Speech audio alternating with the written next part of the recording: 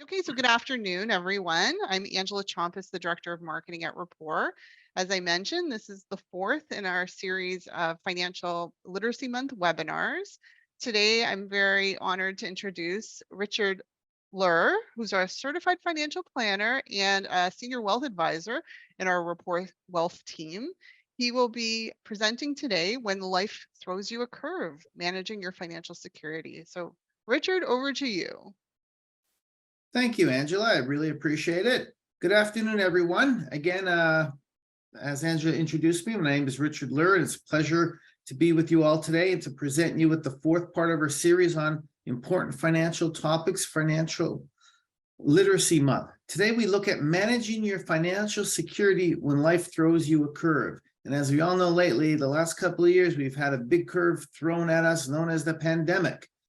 And no matter what stage you are in your life, sometimes life throws you a curve and you may find yourself facing job loss, disability, or change in jobs or employment. While it might be planned, but not at the time when you planned or totally unplanned, it's important to understand your options in advance so that if it does occur, you know what choices you may have and be able to make informed decisions in your best interest. While we might not have control over these events, being informed gives you control at times when there may be a lot of uncertainty. We're going to cover off a fair bit today. And to ensure we have time for all the material, we are going to have time for questions at the end of the presentation. So we ask that you hold any questions you have until the end of the presentation, and we will gladly answer them for you. Thank you very much, everyone, and let's begin. Today, we're going to discuss assessing and preserving cash flow, debt and asset management, security and liquidity, employment termination options, employment insurance, Canada Pension Plan and old age security, pension plans, income and lump sum options, and where to go for help. And if you're facing a job loss, or even if there's a decrease in income expected in the household, you want to assess and preserve as much of that cash flow as possible. See if there are any expenses that you can be postponed or even eliminated. Debt and asset management for security and liquidity. Now is also a good time to take stock of your own personal balance sheet. See what assets you have versus what debts you have, and to see if it makes sense to pay off or consolidate any of those debts to free up cash flow. And this is a good thing to do even before you get laid off or before retirement, is to get your house in order. And it's very important to plan and plan in advance, just in case you end up out of work, end up ill, end up disabled, or any sort of change in your status. You'll have, if you were to lose your job, you'll have a lot of options at termination. There's unemployment insurance to get. You may receive a severance package. And there's minimum severances that the employers have to give you, and usually you get more than that, than the minimum required by law. Lots of rules around employment insurance, and it's very important to keep up with the changes in employment insurance if you do end up unemployed. And the reason I say this was during COVID, there were a lot of major changes in it, where if you were given a severance package, you were able to claim unemployment insurance at the same time. While for the last 50 years before COVID, you were not able to, what I call double dip, collect unemployment and a severance at the same time. And moving forward, it's the same way. You cannot collect both. But again, things can change, so it's always important to keep up with the information on the OAS and CPP.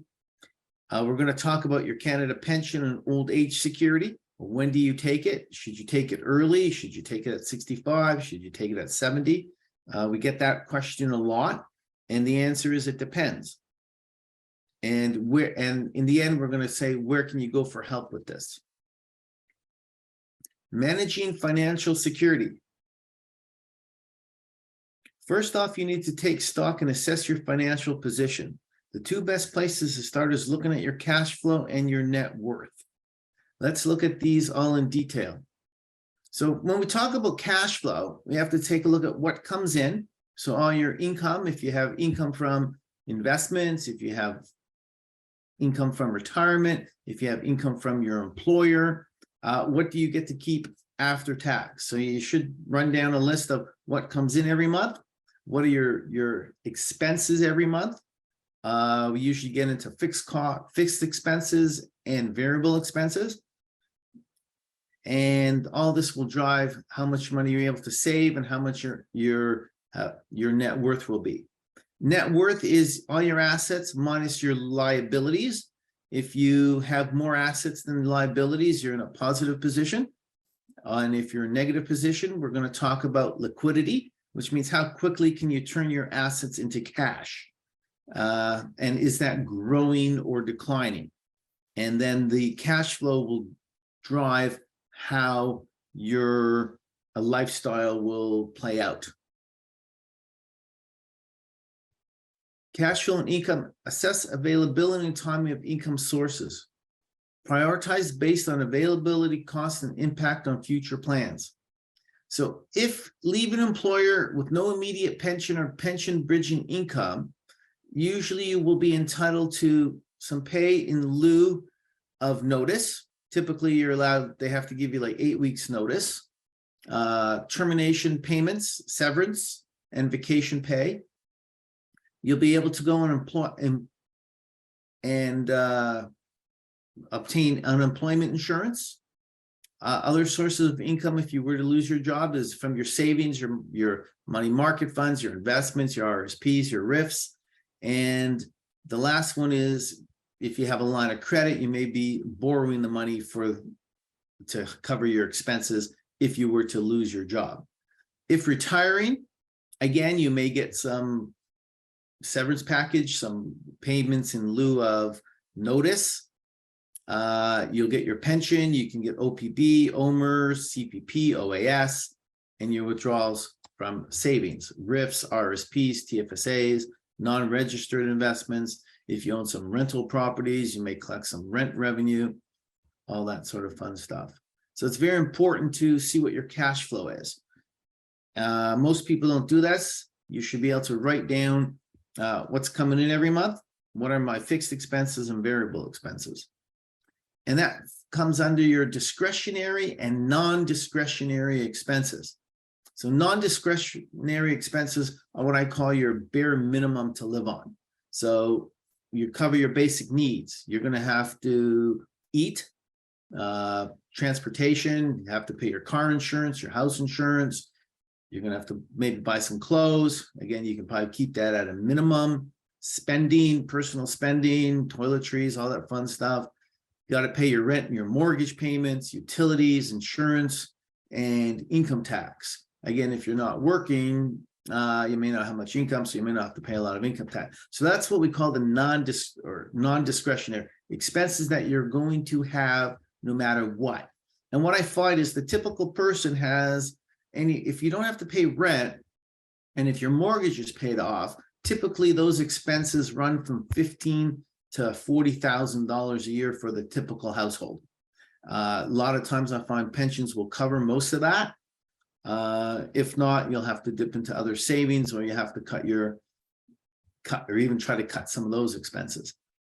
Then you have your discretionary expenses, and those are what I call what you want, while non-discretionary is what you need. So discretionary expenses could be, do I cut back on my traveling?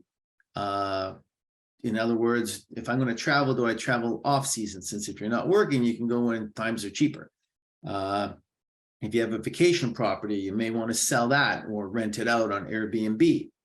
You can reduce your gifts, you can reduce your entertainment. At this point, you don't have to necessarily do any savings, but this is where you have control over those expenses. So the discretionary stuff, you can kind of reduce as much as possible, while non-discretionary, you're going to have to pay anyway. So there's what I call the minimum standard of living and income coming in. And that could be covered by various sources. So we have what we call the basic expenses, and then we have the extras, what I call the fun stuff. 7 tips to trim your budget. Don't buy what you don't need. Again, as I always go out and say, I'm looking at to buy a car, I can buy the Chevy, I can buy a Chevy Corvette, or I can buy a Chevy Citation. Pick which way you want to spend your money on certain items. Look for repeat expenses that you can cut back on or cut out. Our deputy prime minister last week basically said you can cut your Disney Channel expenses and your Netflix. I don't know if that's going to make a big difference to anybody's budget. Take a no spend challenge. Can you go a week without spending any money on stuff that you really don't need? Such as, one thing I always find that works for a lot of people is write down everything that you spend every day. One day or one time I said to my wife, we got to watch our spending. Why don't we write down everything that we spend money on? And after a week, she comes back with a blank notepad. And that's because she didn't spend any money because she didn't want to write anything down. So that didn't last too long. Follow a 24-hour rule. If you think you're going to want to buy something, think about it. Give yourself 24 hours before you buy it. Buy used. I see a lot of things on Facebook Marketplace these days that are being sold for used. You can get things cheaper. Also very important is to pay off your credit cards on time, because those are high interest expenses. So that's something that you should really cut back. Another thing that I like is take advantage of discounts, coupons, and free stuff. That's very important today. You can download different apps on your phone. If you like to eat at the fast food restaurants and eat the junk, they have a lot of coupons out today. You can cut your eating out expenses in half if you just use the coupons from different restaurants and so on and so forth. Next is your net worth and your assets. What I like to talk about is liquidity. Liquidity is things that you can turn into cash tomorrow. And I always say to people, you should have at least 3 months of living expenses put in something that is very safe, that won't fluctuate, and you can access the money within 2 to 3 days. So I always tell people have like 3 months salary or 3 months of living expenses set aside. Those items are savings account, money market funds, short-term and redeemable GICs. Also, if you have some life insurance policies, there could be some dividends you can get your hands on to pay some bills. Next step would be to take a look at TFSAs or your non-registered accounts. But if you look at the non-registered accounts, you've got to see if there's any capital gains, so be careful with that. So these are high liquidity assets, things that you can turn to cash the next day. Low liquidity, not easily convertible to cash, i.e. real estate. Can't sell your house overnight, especially these days. Maybe 6 months ago, you could have sold your house within 24 hours and closed within a month. Now that's not happening with the prices falling and buyers drying up. You can sell your mutual funds and stocks. Those you can easily sell within 24 to 48 hours and get your hands on cash. But those things, and you really don't want to touch. Potential income tax on withdrawal. You have to be careful of the RSPs, LIFs, LIRAs, and capital gains that may create some income stream. But that may be a good thing to do if you're out of work. And depending on what your income will be on the year, you can take some money out of the RSPs if you're in a lower tax bracket than normal. Other things that I always suggest people set up on the borrow side, on the liability side, which is money that you owe to people. There's what we call fixed credit, things that once you pay it down, you can't get the borrowing back up again. So that would be a mortgage, a personal loan, or a vehicle loan. While revolving credit are like lines of credit secured either with real property or unsecured lines of credit. So it's always available to you. And I always suggest everyone, when you're working, set up secured lines of credit with your financial institution. Rapport can easily help you with that. And this way, you only pay interest on the money when you borrow it. And the key is when you're working, we'll be glad to give you a line of credit. The biggest problem is when you're not working, it'll be hard to get these lines of credit. So it's always good to set these things up in advance. You don't have to use them, but it's good to have. Also, credit cards are revolving credit. Try to get those all paid off because the interest rates, as you can see here, Visa, MasterCard's 20-25%. They could be charging you interest annually, while you could borrow from Rapport 6, 7, 8%, maybe lower. All depends on your credit history and your ability to maybe secure it with a real property. If you have a lot of debt from different places, it's very important to consolidate it, because think about it, if you borrow $20,000 on your credit card at 20% interest, that's $4,000 a year you're paying in interest. If you're able to turn it into a secured line of credit and just say you're paying 7% on that line of credit, you're paying $1,400 a year versus $4,000 a year. So that can really add up when you're paying these high interest rates. So again, getting back to recapping what we've just discussed, create an emergency fund. You should always have this set up when you're working. So if you do lose your job or retire or anything like that, you'll have money set aside to cover these expenses. If you do end up out of work, you can suspend your contributions to savings. Possibly if you need to get money, you can take it out of your open accounts, your TFSAs, RSPs, LIRAs, or RIFs. You want to seek liquidity and predictability. Use low interest savings to reduce high interest debt. What I find today is a lot of people have a loan or a secured line of credit where they may owe $40,000, $50,000 on it. And they're paying today, because interest rates have gone up dramatically this year, they're paying 5, 6, 7%, while they have their money in their bank account earning them like 1% if you're lucky on that. So I always suggest to take your cash and pay down those debts, because think about if you have a $20,000 debt and you're paying 7% and you have $20,000 in your bank account earning 1%, you're losing 6%, or you're losing $1,200 a year. And as I always say to people, if you walked out down the street and saw $1,200 sitting on the curb, would you walk by it? Probably not. So pay down the debt if you have money sitting around in bank accounts. Also establish revolving credit lines of credit. Very important to get lower interest rates. That's it for that page. Losing your job. This is actually very important. If you were to lose your job, legislated severance is 1 week's pay for each year of continuous service, maximum 26 weeks. This is under the Employment Standards Act.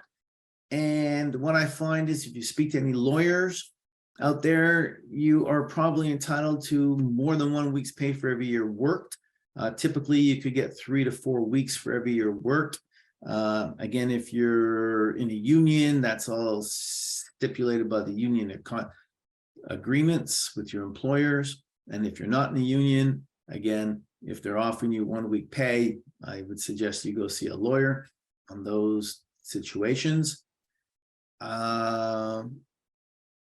Also, you'll be entitled to all your vacation that's owed to you. If you were to lose your job, you may get enhanced severance. Again, like I said, 3 to 4 weeks a year, and all your benefits are taxable on if you were to lose your job. Again, if you get lump sum severance packages, they will withhold anywhere from 10 to 30% in taxes, depending on the amount that you're receiving. Vacation payroll withholding rates. Deferral options. Sometimes your employer will allow you to take your severance in the following year. So if you have big income 1 year and you're going to have lower income the following year, you may ask them to split the severance over a 2-year pay period. And that may reduce your taxes payable. Also, if you are terminated from your employment, you may be allowed to transfer a portion of your RRSP or of the severance package into your RRSP. So it's very important that you see what kind of RRSP contribution room, because this way they won't withhold any taxes. I found people are getting the OMERS pension or OMERS, or you're losing your job and you fall under OMERS. and and you're taking the lump sum out of your pension, there may be a portion that is taxable, but you need to get permission from the government to roll it directly into an RSP. And that's why anybody with OMERS, you have to read your documents very thoroughly to find out what the rules are. You'll be able to flip money into the RSP. That will reduce your income and they won't withhold any taxes on that. If you've been with your employer prior to 1996, you're allowed to transfer $2,000 per year of service out of your severance into your RSP without using up any RSP contribution room. If it's possible, you may be able to transfer some of the severance over into your spousal RSP. And that's one way to reduce the taxes upon retirement or losing your job. Employment insurance. Again, we all pay into this, so it's very important that if you do find yourself unemployed, it is important to file immediately. Do not wait, because you could be denied down the road. Qualifying period, lesser of 52 weeks prior to start a claim or period since previous claim. You have to work between 400 and 2,700 hours, depending on location. Requirement may be adjusted based on number of hours worked in previous 52 weeks, and you apply through the Service Canada portal. Your employer will typically file your record of employment electronically with the EI, and they'll have it on file. And again, very important, do not wait. For you to collect unemployment, once you lose your job, it's a 2-week waiting period. During COVID, they actually reduced that to a 1-week period. And also during COVID, if you receive the severance package, you're able to collect unemployment and severance at the same time. That's been eliminated. You can't do that moving forward. What are you able to receive in unemployment insurance? You can get up to 55% of your average insurable weekly earnings, which is the insurable weekly earnings maximum of $60,300. And if you were earning that over the last year or so, you're entitled to about $638 a week in unemployment, and you can collect that up to 45 weeks. And again, this could change depending on where you live in the province or even the country. If you are getting like a large pension, you may not be able to collect any unemployment, because if you did collect unemployment, you would have to deduct any income you receive from your pension against the unemployment. And if that income is large, you may receive zero unemployment insurance. But it's always important to file the paperwork and fill in your weekly or bi-weekly time slips appropriately and let them decide to pay you out or not. Again, you send in the bi-weekly pay appearance. Do not leave the country. If you do leave the country, you can't collect EI for that period. Make sure you inform them. They will track you down. Usually when you leave the country, or you come back, you have to fill out a customs declaration, and they actually cross-reference that. So make sure you're staying in Canada, or sign off that you are not able and looking for a job that week. Earnings, availability, you have to be able to work. And it's important to send out resumes and apply for jobs, because they may ask you to show proof that you're looking for employment. Next, we're going to talk about pension plans. So we have sources of your pension: Canada Pension Plan, the CPP, and it's taxable and it's indexed to inflation. So every quarter it may go up. Lately, there's a bit of a lag on the increases due to they look at the previous year's worth of inflation and they adjust it quarterly. So even though last year and this year we're having high inflation, you may not see that flow through to the CPP until sometime middle of next year when those increases come in. And it's based on your average contribution level while working. And you can start receiving income starting at age 60. but it's reduced by 0.6% per month prior to age 65. You can delay it up to age 70, and it's increased by 0.7% each month after the age of 65. The maximum benefit you can get is $1,253. And that's if you reached your yearly maximal pensionable earnings for basically 39 years of your working life. You would have to be paying in to collect it. Also, we get asked a lot of times, should I take my pension early or should I wait till 70? And the answer is every situation is different. Some people are saying that if you don't need the cash and if you have good health, you may want to wait till you're 69 or 70 to collect it. That's because it goes up dramatically, and it goes up and it's indexed for life. And what a lot of people look at is on the mortality tables. Basically, if you make it to age 65, mortality should take you to between 87 and 89 years of age. And a lot of people look at the number of 81, 82, and that's a mortality table as if you're at zero age. A typical person who's born could live to 81, 83. But if you already made it to age 65, your mortality is up to about 85 to 87 years of age, depending on male and female. So look at your health conditions. If you don't need the money, you may want to wait because you're getting a guaranteed index pension for life. And a lot of people are worried that the CPP will not be there. CPP is funded by what you pay on your paycheck every time you get a paycheck, plus your employer puts in. And they've actually increased your CPP benefits. They increased it for, I'm going to say the younger generation, because they increased the yearly maximum pensionable earnings to, I think, about $64,500. And they're trying to give you about 33% of your income up to $65,000 in retirement, versus prior to these big changes they did a few years ago, it was about 25% of your income. So if you've noticed on your paycheck this year, your CPP contributions have gone up dramatically. Also, usually they ask you to apply for CPP about 6 months before you want to start taking it. So that's one source of your retirement income. Another source of your retirement income is old age security, and that's indexed to inflation.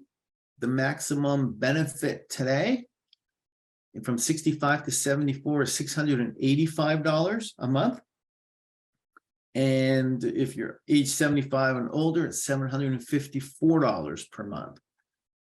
And it's based on residency in Canada from 18. If you've been here for 40 years, you're 100% eligible. If you're here less than 40 years, it's prorated.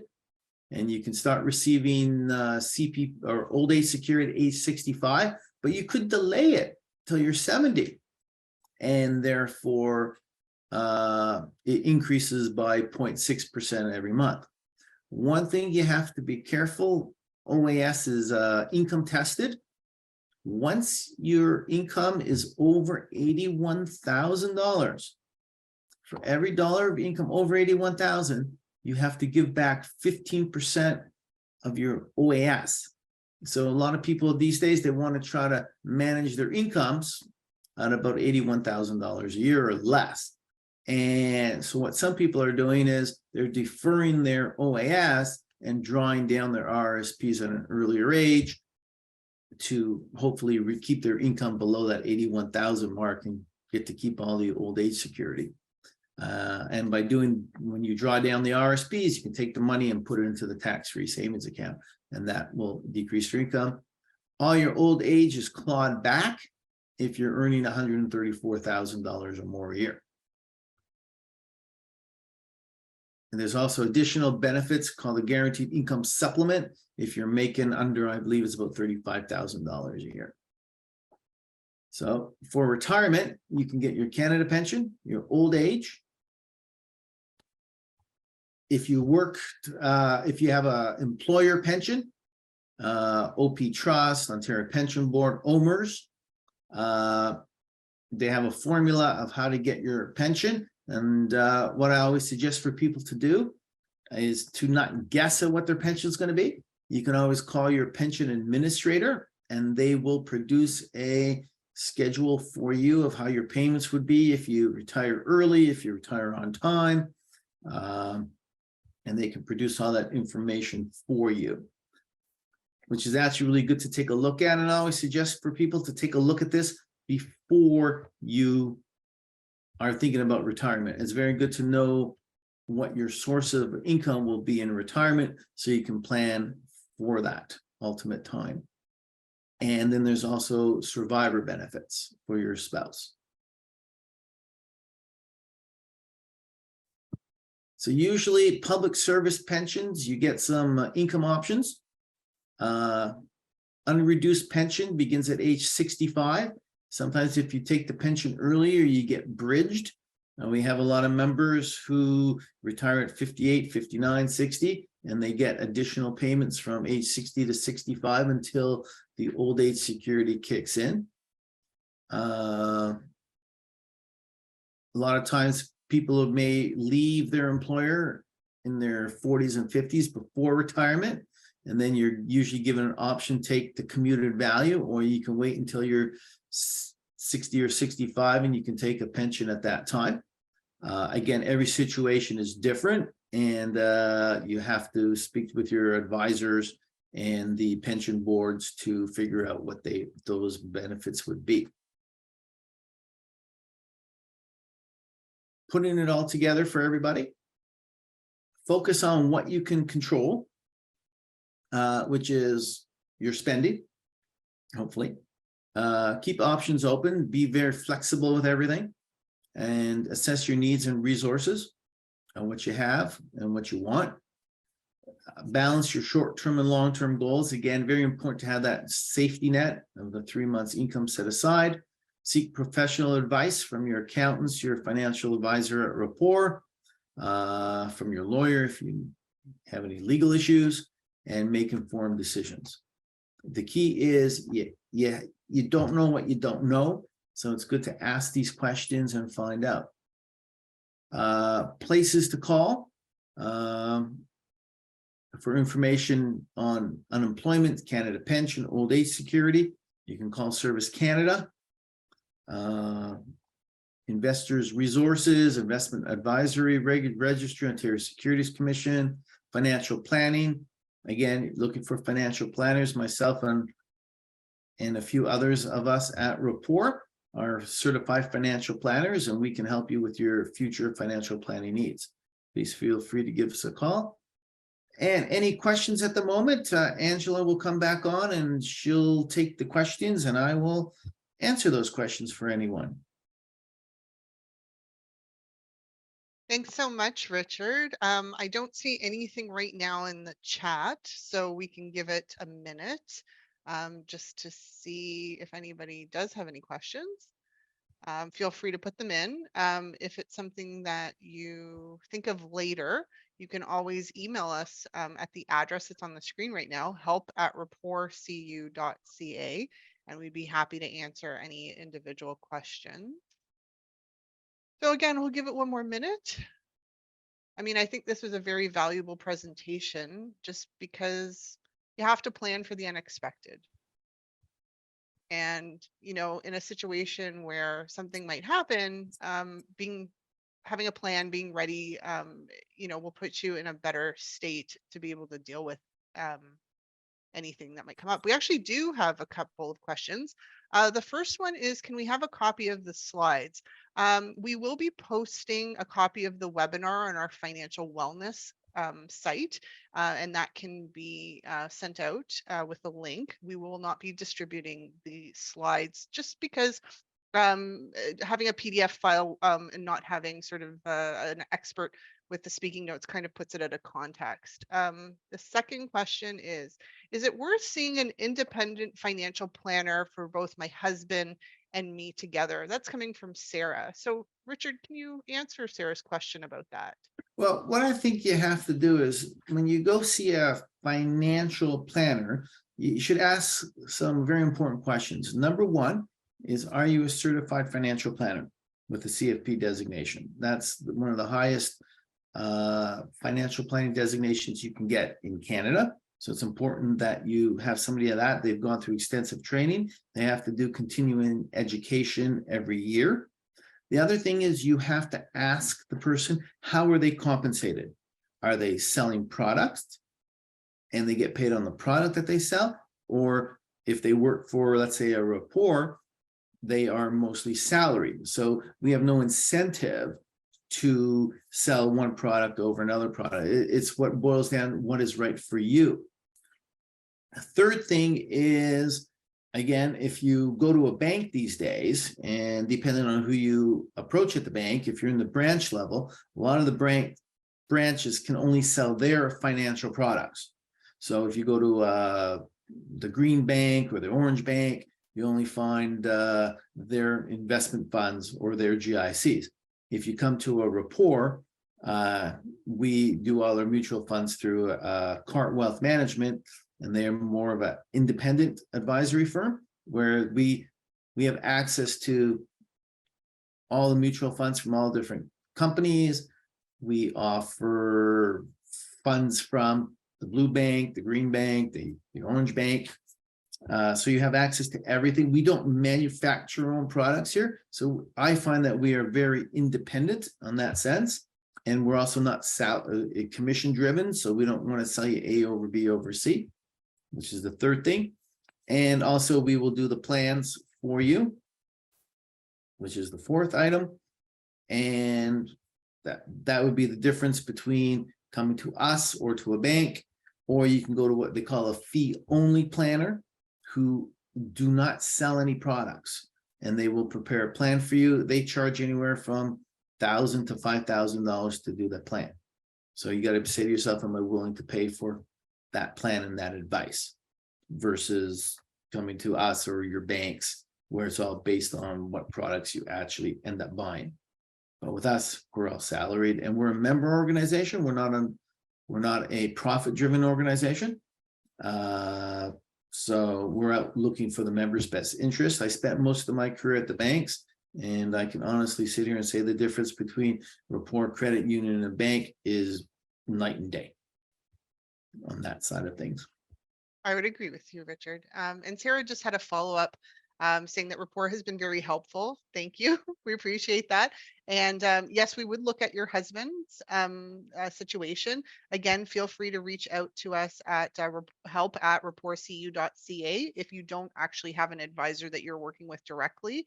Or if you do maybe have a relationship with somebody in the branch, just ask for them to refer you to one of our Rapport Wealth team members, depending on where you're located.